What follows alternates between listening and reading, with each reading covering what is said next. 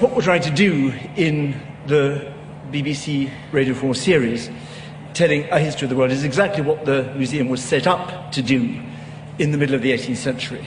The idea was that with things and with texts, the library and the things gathered by Hans Sloane and bought by the nation, it would be possible to tell for the first time, really, a history of the whole world.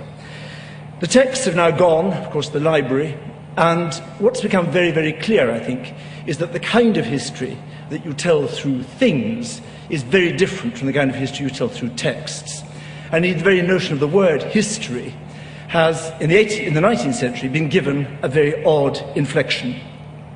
The division of the world in the 19th century into the history and prehistory, privileging those societies that had writing, putting them in a category that put them above the savages who didn't, designed to make European culture supreme, with, of course, Asian culture as well, and the rest of the world nowhere.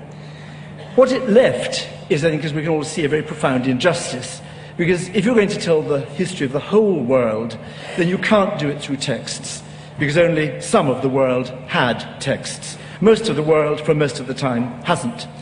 If you're going to tell a story that doesn't privilege unduly one part of humanity, then you can only do it through things. And in a sense, what we've been trying to do is point out that the study of things corrects the injustice of written history. It's not just, as we know, that it's the victors that write the history, but it's only, of course, those victors who can write.